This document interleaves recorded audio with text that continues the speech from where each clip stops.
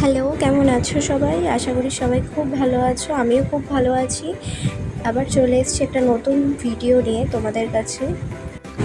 আমাদের পাড়ায় মা শীতলা কালীর পুজো ছিল। আসলে ছোট থেকেই পুজোটা দেখে আসছি, তবে এবার একটু বড় করে হচ্ছিল। কারণটা হলো এবার ৭৫ বছর পূর্ণ হলো।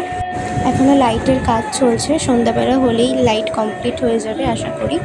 আর আজকে ছিল কিছু বাচ্চাদের নাচ এবং গানের অনুষ্ঠান। আর কালকে আছে বড়দের অনুষ্ঠান, নাচ গান আবৃত্তি আরও অনেক কিছু আয়োজন করা হয়েছে।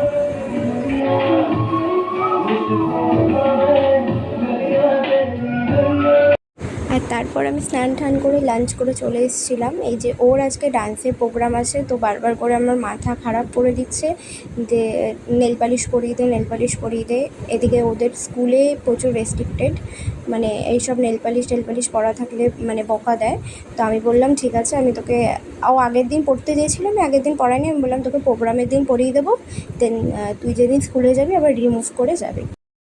কি কিউট, হাতটা দেখো কত ছোট্ট পাড়া, মুখটার মতো কিউট, মুখটার মতো দেখি। ওকে নেল পালিশ পরানোর পর আমি দেখলাম আমিও বোর হচ্ছি, এদিকে আমার হাতটাও ফাঁকা ফাঁকা লাগছে। আমি বললাম আমিও পরে নিই, কিন্তু এই হাতে কী করে পরবো একা একা। এই যে এবার আমি একটুখানি রেডি হচ্ছিলাম, বেশি না, একটু হালকাই মেকআপ করছিলাম। হ্যাঁ, না না, আমি একটু মেকআপ করতে ভালোই বাসি যদিও, কিন্তু আজ খুব গরম ছিল, সেই কারণে মোটামুটি হালকার ওপরেই করেছিলাম। যেহেতু অনুষ্ঠান শুরু হয়ে যাবে, সবাই রেডি হয়ে গেছে মোটামুটি, তাই ভাবলাম একটু সাজুগুজু করে তারপরে মাঠে যাই।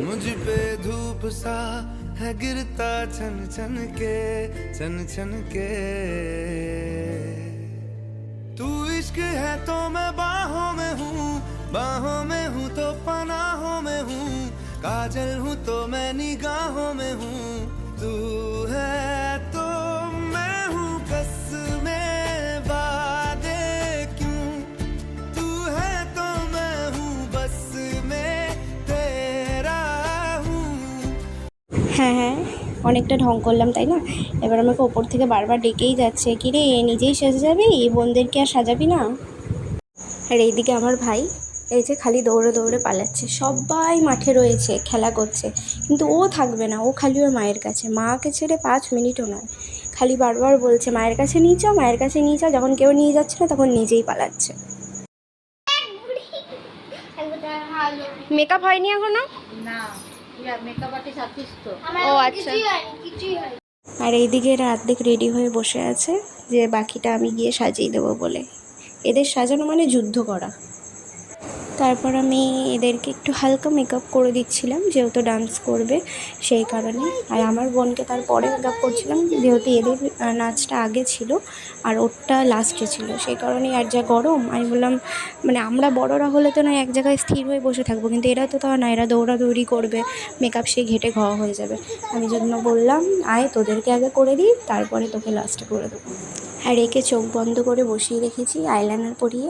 বলেছি যতক্ষণ না বলবো চোখ খুলবি না, কারণ চোখ খুললেই তো দুষ্টুমি শুরু হয়ে যাবে। তার থেকে যতক্ষণ চোখ বুজে আছিস ভালো থাক। তারপরে এ শুরু করেছে আমার মেকআপটা কখন হবে, আমার মেকআপটা কখন হবে। ও ডান্সের জন্য নার্ভাস প্লাস এক্সাইটেড। আমি বললাম হবে হবে, তুই যা দুষ্টু, তোরটা লাস্টে করবো, ওয়েট কর। আর কি হাসি!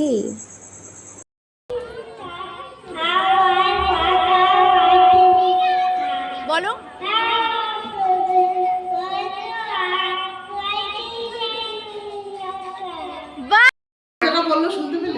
মাম্মা, তুমি কবিতা বলেছো মা? কি বলেছো? আর এই যে কি করছি আমি, এত গরম লেগেছে, একবার সিঁড়িতে নামছি, একবার উঠছি, একবার মাঠে যাচ্ছি, একবার ঘরে আসছি।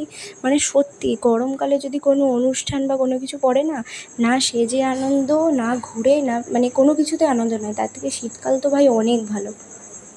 এর তো দুষ্টুমি থামে না, আমি খালি টেনে টেনে বসাচ্ছি আবার উঠে যাচ্ছে, টেনে টেনে বসাচ্ছি আবার উঠে যাচ্ছে।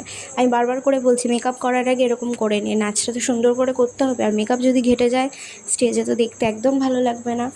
আর এই যে এটা ছিল ওর আজকে ফুল লুক। তোমরাই বলো কেমন লাগছে।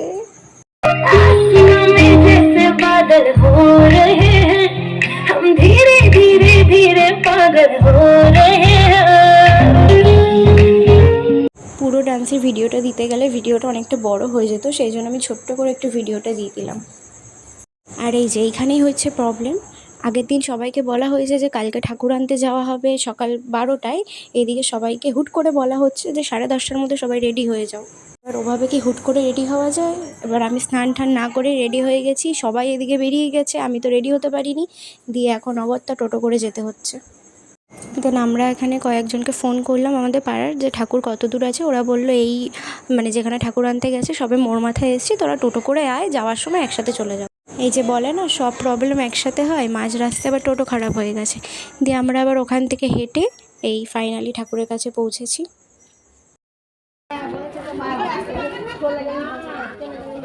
আর এই যে এ তো আর গরমে থাকতে পারছিল না, ওই ভিড়ের মধ্যে কান্নাকাটি করছিল। আর এখন অনেকটা ঘুরবে, যেহেতু ঘুরে বাড়ি যাবে, তো সেই কারণে ওকে মামার গাড়িতে তুলে দেওয়া হলো, ও বাড়ি চলে গেছিলো। গরমে কষ্ট যতই হোক ক্যামেরা থামবে না, ঢং করতেই হবে আমাকে। এই যে যে যার কাজে ব্যস্ত।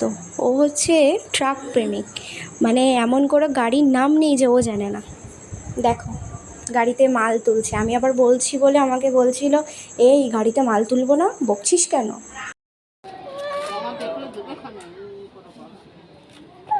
কি কিউট, উলি বাপরে, ও মাই গড।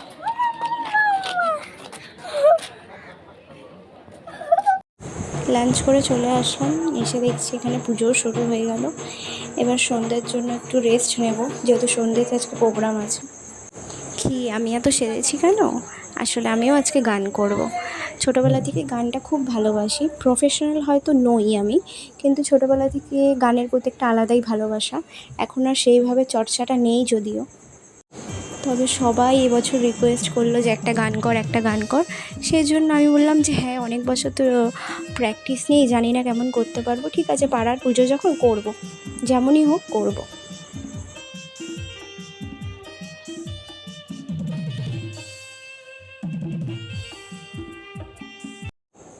যেহেতু অনেক বছর পর গান করছি, আবার প্র্যাকটিসও নেই, সেই জন্য একটু নার্ভাসও ছিলাম বলতে পারো, আবার এক্সাইটেডও ছিলাম। কিন্তু যেহেতু একটা সময় গান নিয়ে চর্চা ছিল, শিখেও ছিলাম, প্রোগ্রাম করেছিলাম, সেই কারণে অতটা অসুবিধা হবে না।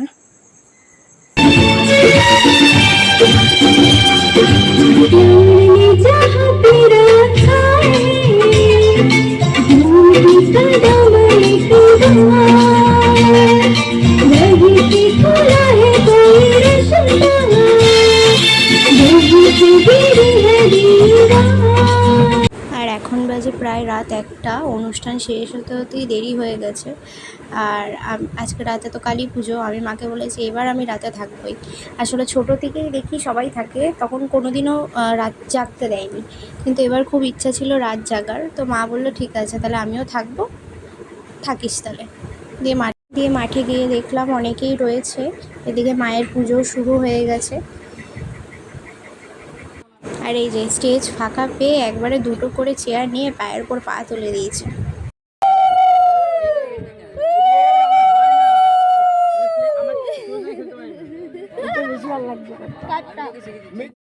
চলো তোমাদেরকে একবার পাড়ার লাইটিংটা ঘুরে দেখাই।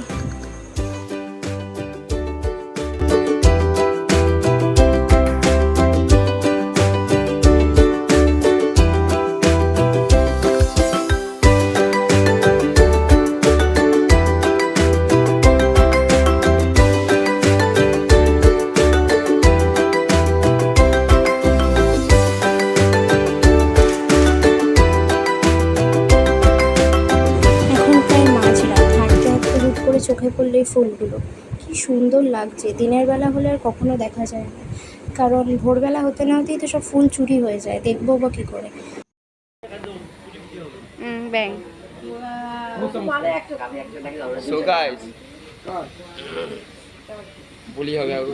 এরা বকন এসছে। দেখতে দেখতে সকাল হয়ে গেল, এদিকে পুজোটাও শেষের দিকে। কিভাবে বসে বসে রাতটা কেটে গেল, হ্যাঁ সেটাই ভাবছি। পরের দিন সকালে 12টায় ঘুম থেকে উঠে চলে এসেছি সবজি কাটতে, কারণ আমাদের এখানে আজকে মহাপ্রসাদ খাওয়ানো হবে।